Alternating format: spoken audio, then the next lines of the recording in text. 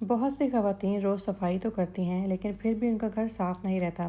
اگر آپ بھی یہی سوچتی ہیں کہ میں اتنی صفائی کرتی ہوں پھر بھی گھر گندا کیوں ہو جاتا ہے، تو مسئلہ صفائی نہ کرنا نہیں ہے بلکہ غلط طریقے سے کرنا ہے۔ آج میں آپ کو وہ 10 کامن مسٹیکس بتانے والی ہوں جو آپ کا گھر بار بار گندا کر دیتی ہیں، تو ویڈیو آخر تک ضرور دیکھیں۔ اور اگر صفائی سے ریلیٹڈ یہ ٹپس پسند آئیں تو چینل کو سبسکرائب، ویڈیو کو لائک اور شیئر ضرور کریں تاکہ آپ کو ہوم میکنگ سے متعلق ایسے ہی ٹپس اور ٹرکس ملتی رہیں۔ سب سے پہلی غلطی ہے گیلی جگہوں کو خشک نہ کرنا۔ صفائی کے بعد چیزوں کو گیلا چھوڑ دینا خاص طور پر کچن سنک یا باتھ روم بیکٹیریا کو بڑھنے کا موقع دیتی ہے، اس لیے صفائی کے بعد ڈرائی کپڑا ضرور استعمال کریں تاکہ جگہ واقعی صاف اور ہائیجینک رہے۔ دوسری غلطی ہے صرف اوپر سے صفائی کرنا۔ جلدی جلدی میں ہم صرف اوپر سے صفائی کر دیتے ہیں، ہم بس وہی جگہ صاف کرتے ہیں جو نظر آ رہی ہوتی ہے، لیکن ڈسٹ نیچے اور کارنرز میں جمع ہوتی رہتی ہے، اس لیے تھوڑی دیر بعد گھر پھر گندا لگنے لگتا ہے۔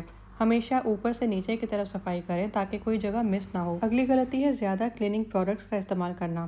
ہم سمجھتے ہیں زیادہ کلینرز استعمال کریں گے تو صفائی زیادہ ہوگی، لیکن حقیقت میں اس سے سرفیس پر ایک سٹکی سی لیئر رہ جاتی ہے جو مزید ڈسٹ کو اٹریکٹ کرتی ہے، اس لیے ہمیشہ مناسب مقدار میں کلینرز کا استعمال کریں۔ اگلی غلطی ہے کچن اور گھر میں روزانہ کی بیس پر ڈی کلٹرنگ نہ کرنا۔ چھوٹے چھوٹے کاموں کو اگنور کرنا اور بعد کے لیے چھوڑ دینا، یہی چھوٹا سا میس آہستہ آہستہ بڑا میس بن جاتا ہے۔ اگر آپ روز صرف 5 منٹ بھی چیزوں کو اپنی جگہ پر رکھ دیں تو آپ کا گھر ہمیشہ نیٹ اور آرگنائزڈ رہے گا۔ اگلی غلطی ہے باہر کے جوتے گھر کے اندر لے کر آنا۔ اس سے باہر کی ساری گندگی اور جرمز گھر کے اندر آ جاتے ہیں۔ اگر آپ ڈور پر ہی شوز اتارنے کی عادت بنا لیں تو گھر کافی حد تک صاف رہ سکتا ہے۔ گھر کے انٹری ایریا پر ہی ایک پراپر شو ریک ہوگا تو اس گندگی سے نجات مل سکتی ہے۔ اس طرح باہر کے جوتے شو ریک کے اندر ہی سیٹ کر دیے جائیں گے تاکہ مٹی اور گند اندر نہ آئے۔ اگلی غلطی ہے گندے کلیننگ ٹولز کا استعمال کرنا۔ گندے موپ یا اسپونج سے صفائی کرنا۔ اگر آپ کے ٹولز صاف ہی نہیں ہوں گے تو آپ صفائی نہیں بلکہ گندگی پھیلا رہی ہوتی ہیں، اس لیے اپنے کلیننگ ٹولز کو بھی ریگولرلی دھونا بہت ضروری ہے۔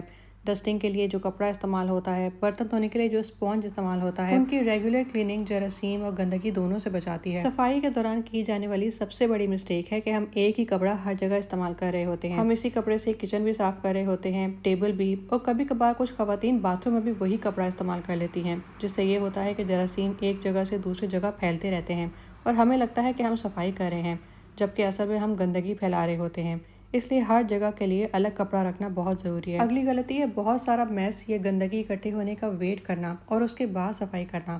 جب بہت زیادہ میس اکٹھا ہو جاتا ہے تو صفائی کرنا زیادہ مشکل لگتا ہے کیونکہ مینٹل سٹریس بڑھ جاتا ہے، اس لیے ساتھ ساتھ تھوڑا تھوڑا کلین کرتی رہیں تاکہ گھر صاف ستھرا رہے اور زیادہ صفائی کا بوجھ نہ بنے۔ صفائی کے دوران کی جانے والی ایک اور غلطی ہے چھپی ہوئی جگہوں کو اگنور کرنا جو نظر نہیں آتی، جیسے صوفے کے نیچے، بیڈ کے نیچے یا فریج کے پیچھے۔ اس طرح کی جگہوں میں سب سے زیادہ ڈسٹ جمع ہوتی ہے، اس لیے ہفتے میں ایک بار ان کو بھی صاف کرنا بہت ضروری ہے، ورنہ ٹائم گزرنے کے ساتھ ساتھ یہ ڈسٹ بہت بڑی ڈسٹ میں تبدیل ہو جاتی ہے، گھر کو بھی گندا دکھاتی ہے اور بیماریوں کا بھی سبب بنتی ہے، اس سے سانس لینے میں بھی دشواری ہو سکتی ہے۔ اور اب آخری غلطی ہے کہ ایک ہی دن میں پورا گھر صاف کرنے کی کوشش کرنا۔ اس سے آپ تھک جاتی ہیں اور اگلے دن کچھ کرنے کا دل بھی نہیں کرتا۔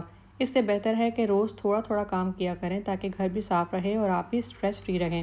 اگر آپ بھی چاہتی ہیں کہ آپ کا گھر ہمیشہ صاف اور آرگنائزڈ رہے تو ان چھوٹی چھوٹی عادتوں کو آج ہی اپنی صفائی کی روٹین میں شامل کریں اور ان غلطیوں کو کرنا بند کریں۔ جب آپ صفائی کے دوران کی جانے والی ان غلطیوں کو کرنا چھوڑ دیں گی تو آپ کو اپنے گھر زیادہ منظم، صاف اور آرگنائزڈ نظر آئے گا۔